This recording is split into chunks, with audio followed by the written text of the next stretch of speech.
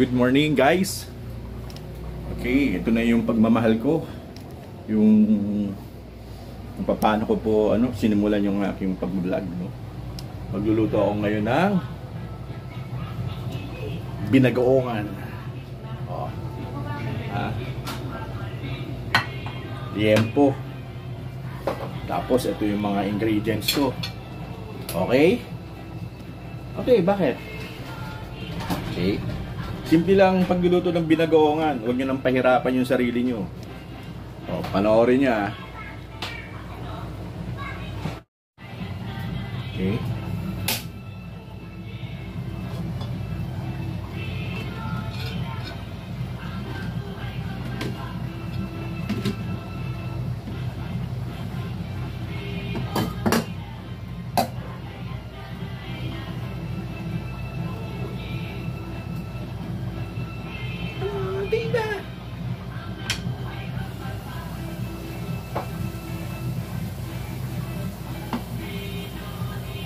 Kamusta kayo, mga followers, no? Ang pagbabalik ni Chef Ralph, no? Di actually na sabi ko sa wife ko, ako na lang magluluto. Okay. Hindi tayo mantika.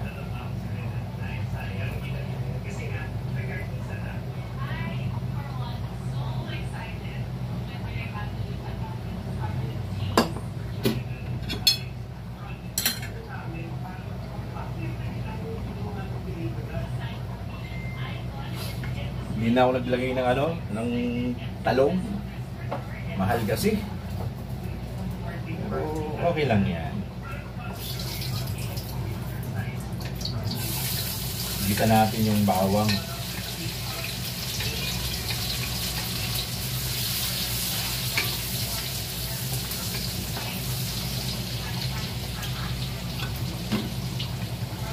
Papulahin lang natin ng kaunti, no? Mga slight lang.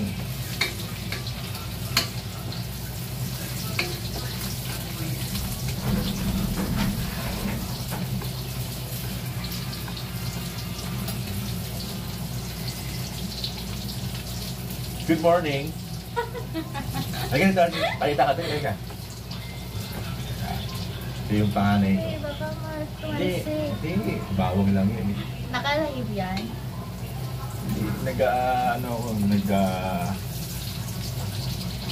Nag-record, no? Mamaya mapost ko na ito. Ngayon, yung bawang ay mapula-pula na ng konti.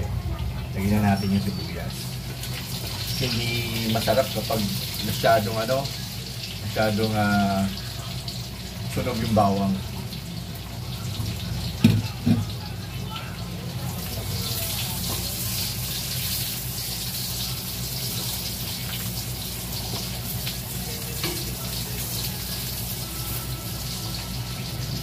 Maya-maya konti balikan ko kayo.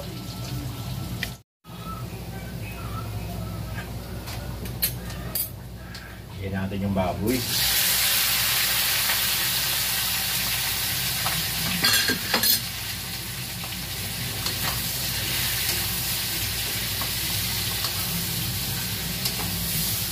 Mix natin, mix.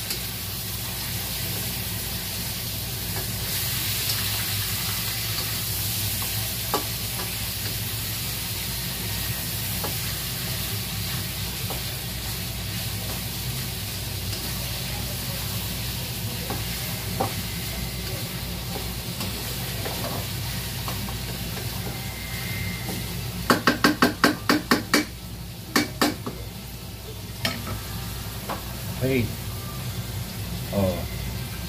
Shoutout nga pala sa mga mga ka-player ko sa admin sector. Sa mga taga HRDO, sa pamilya ko sa Masemco. Siyempre, especially to my wife, no, and my kids. Ay na rin kay Papa, pati na rin sa mga kapatid ko. Kay Ate Laila, kay Ronnie, kay Marvin, Machu, Laika, and Romel. Pati na rin sa pamangkin ko si Julius, no? Kamusta rin kay sabihan ko kay Nanay Rosita na ngayon ay nasa US.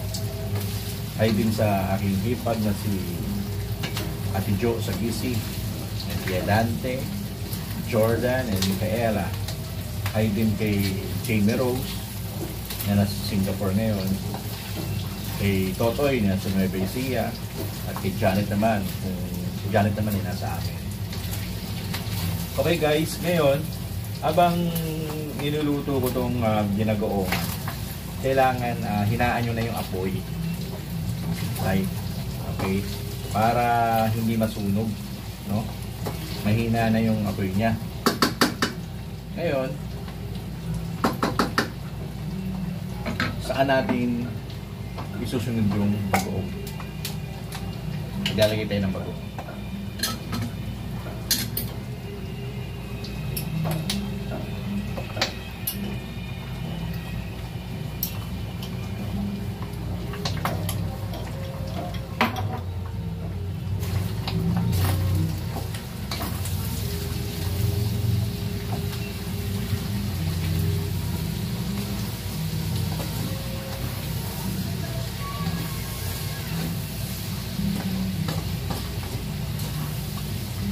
Kasi ako, pag ako nagluluto ng ng ginagaongan, nilalagyan ko rin ng suka. Oh, silver swan, taki naman, diba?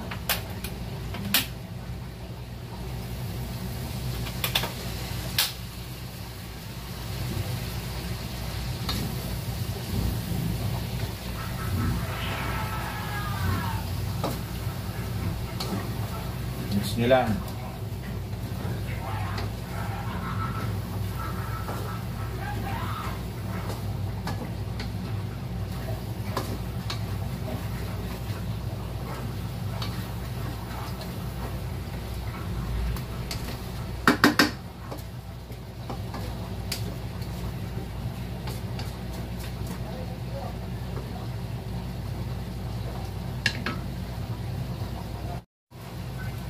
Okay guys, ngayon maglalagay naman tayo ng paminta.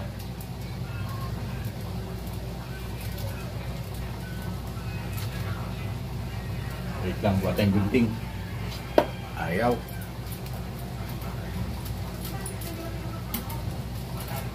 Lagyan natin ng paminta. Ngayon, maglalagay tayo ng konting tubig. Ayun guys, ito na yung tubig. Ngayon, lalakasan natin ng konti yung apoy, no?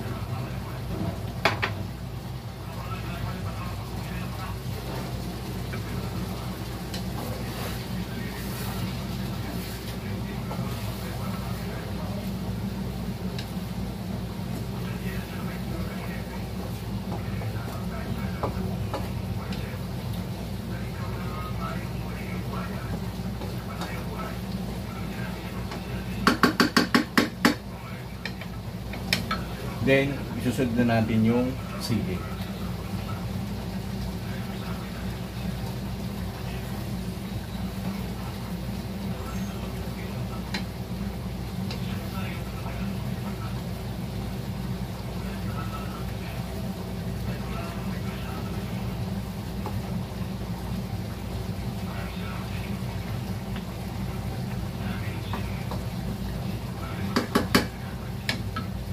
Okay guys, maya-maya lang, luto na yan. Yung ating binagoongan na may halong pagmamahal. Siyempre kapag nagluluto tayo, dapat focus tayo. Kailangan hindi lang yung masarap para sa atin, no? Dapat lalong mas masarap ito. Masarap din sa aking pamilya. Kasi kung kakain ito mamaya.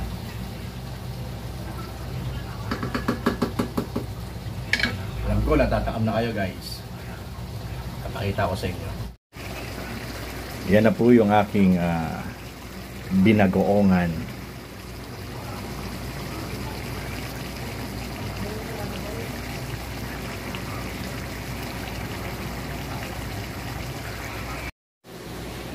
guys.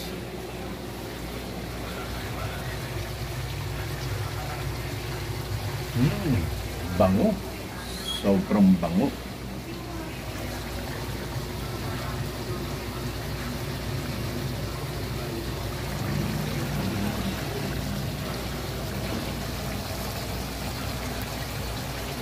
Okay. Thank you. I'll be back.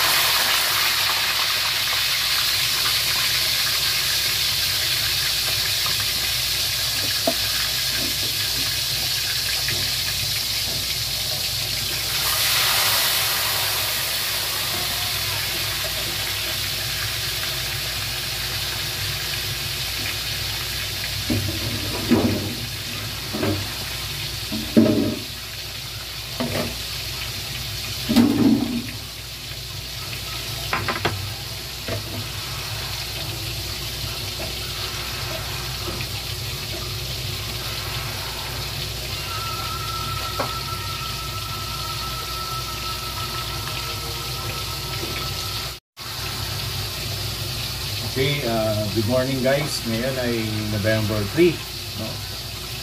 Bukas ay November 4 na. May pasok na ulit.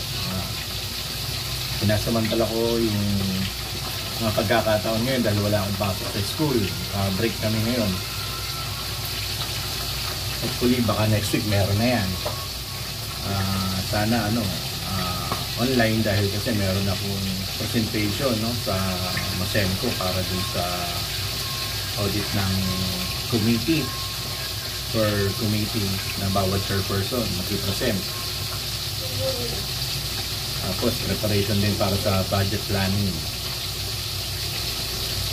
Okay, habang nagluluto ako ng fried tilapia, yung mga kapwa-empleyado ko nga pala sa City Hall, kapag mayroong kayong mga inquiry, huwag po kayo mahihiyang mag-PM or mag-message. Basta ang aking time from 8 AM to 12, then 1 to 5, nasa field naman po ako, no? Para ayusin ko naman yung mga benefits, no? Yung mga claims, membership na kailangan i-update. Kaya I hope you understand naman na kapag hindi ako nakakapag-reply sa hapon dahil nasa field ako.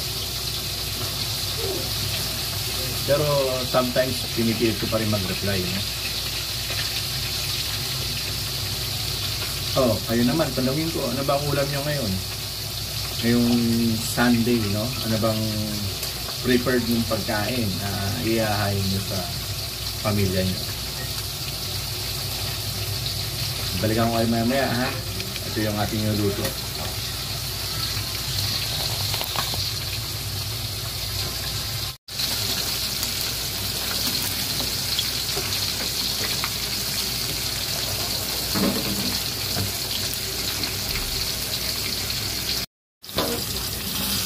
Okay, baligtarin na natin.